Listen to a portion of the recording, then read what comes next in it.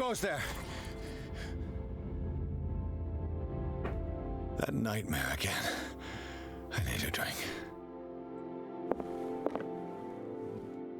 Hello everybody and welcome back to Sass, Muffin Gaming. I'm your host Gokuman, and we're playing Call of Cthulhu. So last time we had just escaped the asylum, and if you guys weren't able to see that video, it was kind of graphic and caution is advised, but feel free to check it out if you want to find out the horrible treatment that we incurred while we were down there. But man, this place looks amazing in the day. Old, tattered, but like you can definitely see that it was truly remarkable in its heyday. You're awake, Mr. Pierce. How do you feel? Did I sleep long? The day's only starting. It's fine. Okay. I guess we'll start with Officer Bradley. How's our fugitive? Dr. Fuller hasn't reported your disappearance to the force, but that'll come soon. Bradley? Who else would it be? Mr. Pierce, are you all right? You look like you saw a ghost.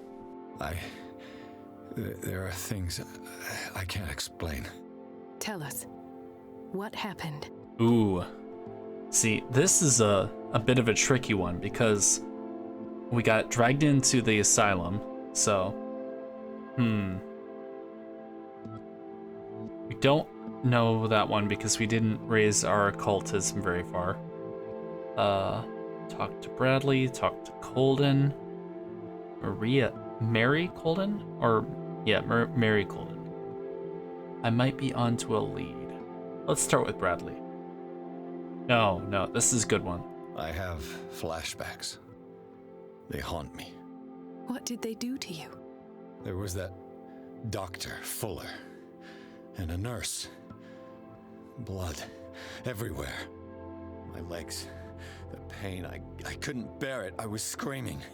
They injected me with something. I woke up at the Institute. Bradley was there. And how you scared us. You seemed demented. You likely woke up during the anesthesia. No wonder those memories haunt you. What in God's name were they doing to you? What happened afterwards? When I woke up the second time, I was in a padded cell. That's where you found me, Doctor. After you released me, I got a good look at what's in store for the patients of the Riverside Institute. Hallucinogenic gas pumped into the cells. An infernal machine, horrific medical experiments. Impossible. Dr. Fuller would never do such a thing. You should believe it, Ethan. What Mr. Pierce saw is precisely what I've been trying to prove. Did you discover anything else? Ooh,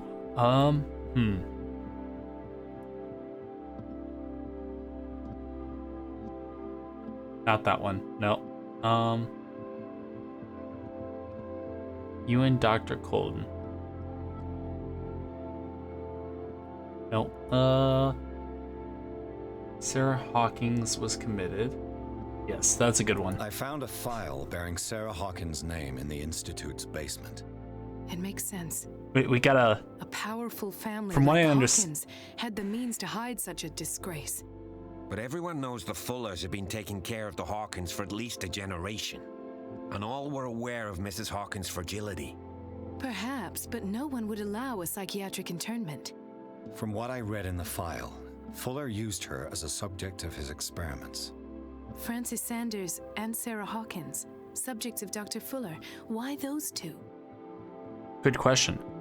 Okay, so from what I understand of this game, and what you guys have kind of told me in the chat, is the way that we put together the facts, the things that we talk about, really have an effect on, not like the overall outcome of the game, but rather our character's psyche. So we have to be very careful about how we put things together.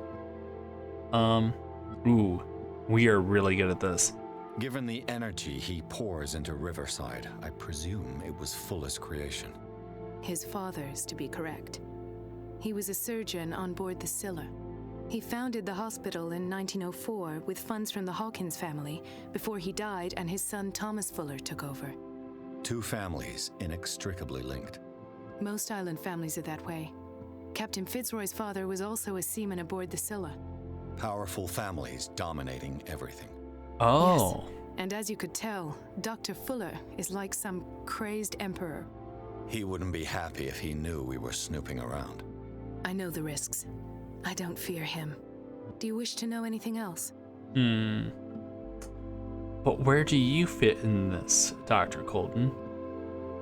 And where does Officer Bradley fit in this? Because he just completely looks terrified right now. Dr. Fuller seems to be leaving a trail of corpses. Not to mention those strange machines, and chains, and tools of all kind. Yes. I've been telling you that Fuller uses his patients as guinea pigs.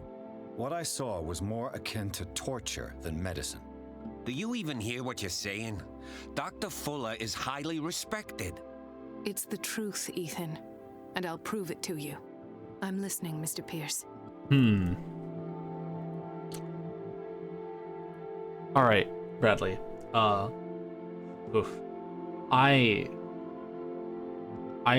really don't want to touch that one, but let's go ahead. What I'm sure of now is that the Hawkins case isn't just an accident. And what brings you to that conclusion? The fact that Charles Hawkins survived the fire. I don't understand. Mr. Hawkins was buried. That's what he would have you believe. I have a hard time believing you. You were there, Bradley. You even opened fire on him. I'd remember that. Why would he fake his own death? Do you think he covered up his wife's murder? That's possible. It seems hard to swallow. Don't you have anything more concrete, Pierce? Interesting. Officer Bradley seems to be having issues. Ooh. Do we touch that one? Let's go on to this one first. I heard you talking earlier. Why am I not surprised? I get the impression you two don't get along. Intrusive and not very clever. Anyway, let's get back to the business at hand. Oh. Well, seems like we failed that one, didn't we? Bradley, what do you remember? I don't understand your question. The night we went into the Hawkins mansion. You don't seem to remember the tunnels and what occurred there. No memory of going down any tunnel. No, we were in the manor, then, Then what? The rest is quite blurry. I don't recall how I came back home. Interesting. I went to visit you at the hospital and called on Marie's help to get you released. And you don't remember the events of the tunnel? I don't. Let's talk about something else. That's suspicious. I met a Francis Sanders. Do you know him? Of course, he's a patient. Or was. I haven't seen him since Dr. Fuller had him transferred to the basement. He knew Sarah Hawkins, and that's what killed him. What? How did he die? I'm not sure I can explain it. Tell me how Mr. Sanders died.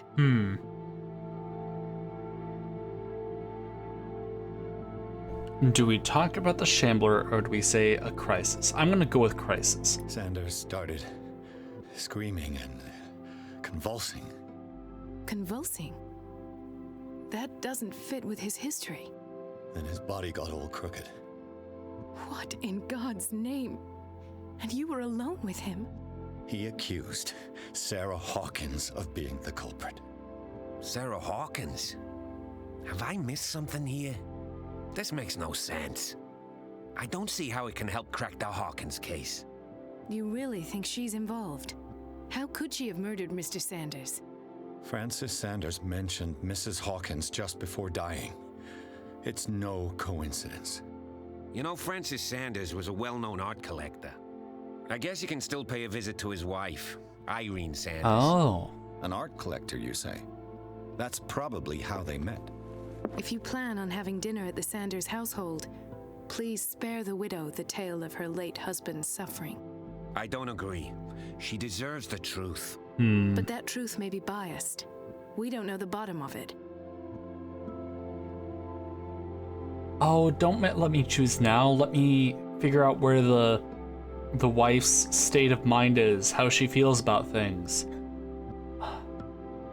I'm gonna agree with Mary Colden. She doesn't need to know the finer details of how that happened. You're right. Without a plausible explanation for what I saw, let's not jump to conclusions. That seems wise indeed. Very well. I'll go to see Francis's widow. Perhaps I'll find a link between her husband's death and Sarah Hawkins. Don't end up in the hospital this time. I'll do my best. Huh. That was really intriguing. I didn't mean to interrupt them at all, but, you know, it happens. Oh, it's not gonna let us explore as much as we did before, is it? Because, yep, that's boarded off too. Well, out we go. Pierce, Colden, and Bradley decided to team up to solve the Sarah Hawkins case. They have a new trail to follow. Francis Sanders, an art collector and a friend of the painter who died right in front of Pierce. The detective goes to his house in order to speak with his widow about the shambler that the unfortunate man mentioned before he died. What can I do for you, sir? Mrs. Sanders, I'm a private detective. We must talk about your husband and his ties to Sarah Hawkins. Can I come in? You may. Okay. However, before we go any further, please know that my husband died yesterday. That is precisely what brings me here. Well, well, look who's here. Oh, it's the lady from the pub. You know each other. Our paths crossed, briefly. The brave detective has a talent for sticking his nose into my business.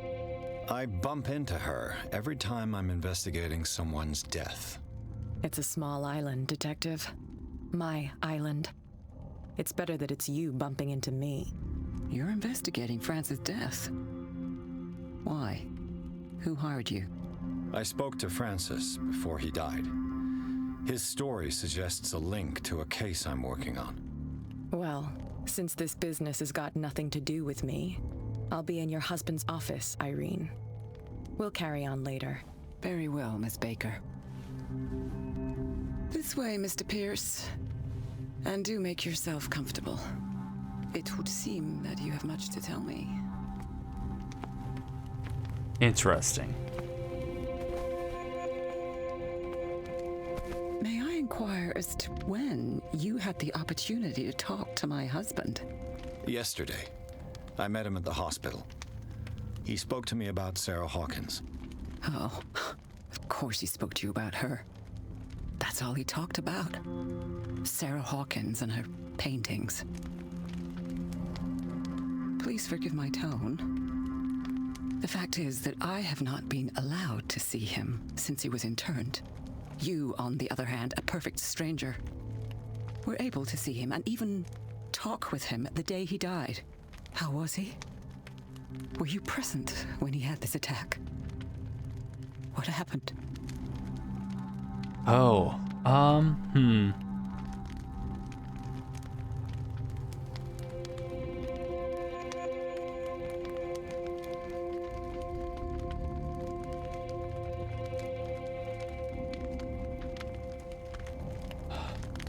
See, I'm torn because we said we weren't going to tell her how we're going to do things. So that means the top one is off, right? The second one is just straight up lying, and she's going to be able to tell that we're lying to her. I almost feel as though going around this might be the better option. I might be wrong. I have this deep down feeling I could be wrong, but I think this might be the right direction to take. I expected to find you more grief-stricken than this by the death of your husband. I do not like the tone of your allusion, sir.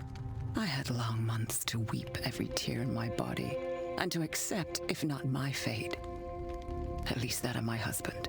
And so I'm sorry to disappoint you if you're expecting more hysteria and grieving widow in my voice. Rest assured, however, Dang it. my anger is real. I need to understand. How could this happen? In a reputed institute? And right before your eyes? Did you not do anything to help him? What? So, that didn't go the way that we had hoped.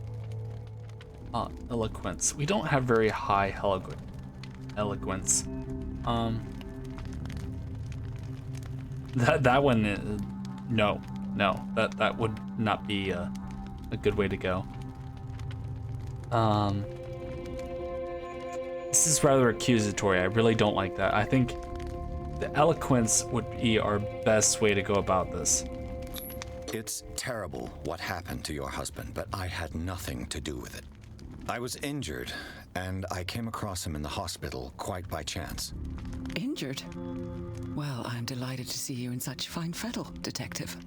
Not everybody enjoyed such a prompt recovery. I suppose Fuller does do miracles now and again. Luck is obviously very kind to you. Oh, I'm tired, Mr. Pierce. I would be grateful if you could tell me what you expect of me. I think that went well. I think that went very well. How did you come to meet Sarah Hawkins?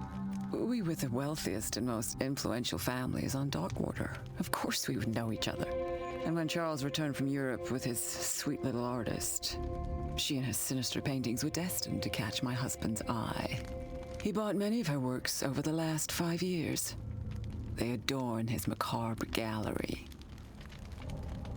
Okay, so this might just be me, but it kind of feels like she is insinuating he was having some sort of affair with the artist.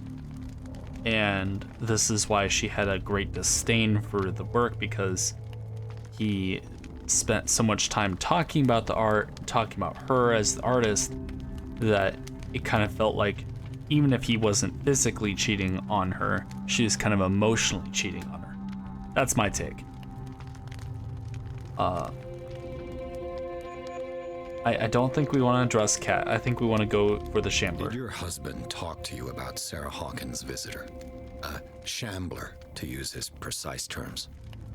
Well, you can't imagine that's all he talked about. It's exhibited at the center of the gallery. No better place for the painting that endowed him with the privilege of such a shameful and miserable end to his life. Hold on. Huh. The Shambler is a painting by Sarah Hawkins. Who else to paint such horrors? Take a look for yourself, if you feel so inclined. It is my only lead at this stage. I suppose I have nothing to lose. Then you have paid no heed. For my part, I refuse to set foot in that gallery again. But if you're so eager to see it... Thank you, Mrs. Sanders. I won't be long. I'm not sure what else we could have gotten out of that. We did kind of mess up the first question, but ooh, we leveled up a bit. Let's check that out. Wrong button. The day the Shambler came into the Sanders' lives. Huh. Tab. No, we don't want to reconstruct yet. I want to open up my inventory. No? Oh, there we go. Sorry, it's been a few days, guys. I was quite busy at work, and you know how that can mess things up. Alright, so we kind of suffered in the fact that we didn't have enough psychology or well, we did eloquence, but I think the psychology would help us quite a bit here. So let's level that up. Okay, so we should be able to pull off some more tricks. Validate. Alright, now let's reconstruct.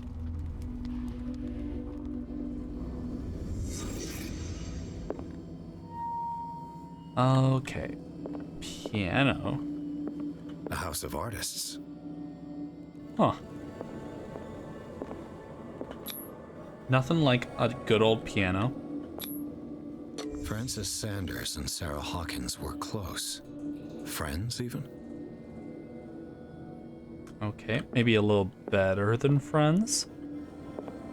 Back to this. A house of artists. Nope. That's outside. What is this? Sanders' accession register. He wrote beside the Shambler. Finally. What did Finally. Sarah Hawkins fear so much that she didn't want to sell the painting?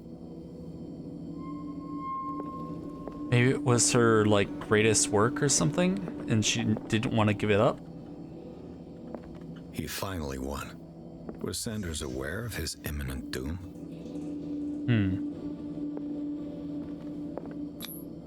Was she jealous of Sarah Hawkins? She didn't want Sanders to have the painting. She must have felt devastated. Huh.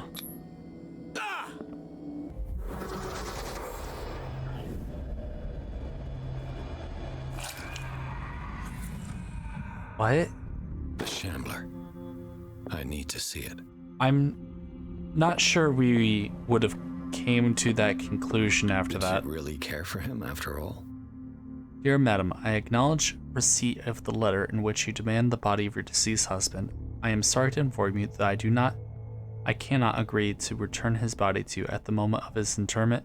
You signed a discharge allowing me to dispose of his body as I see fit. That's suspicious.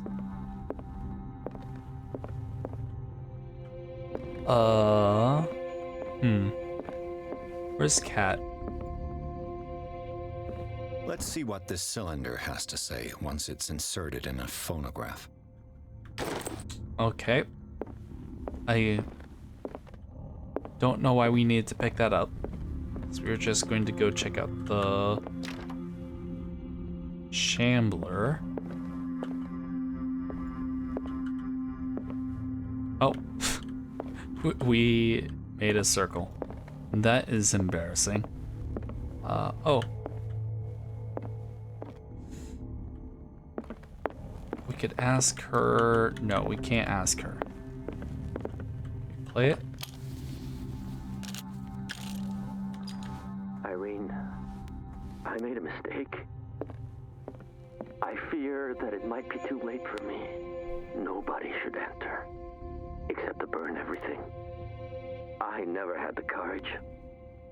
Pay somebody to do it. He's inside my head.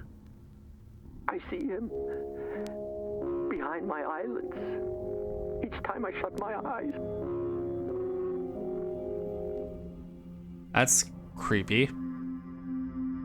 I can't take any more. I can't hold him back. Forgive me. That accursed gallery. Those accursed paintings. That accursed Sarah. Okay.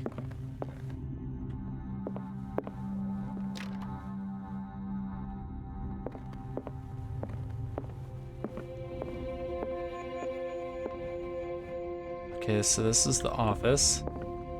A strange Amerindian pendant. Amerindian. I am not familiar with that one. Clues. No. Pierce, Darkwater, Occult. Inventory, nope.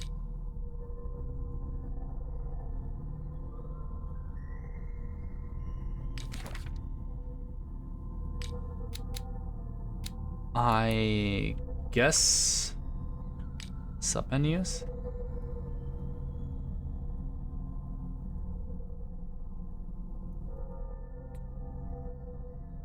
Okay, so I have no idea there. Let's talk to Kat. That's twice you've stepped on my toes, Detective. Try not to make a habit of it. I've got a lot of bad habits. Some can be more fatal than others. What have you come looking for in this gallery? I'm not sure that we've really stepped on our toes at all in this.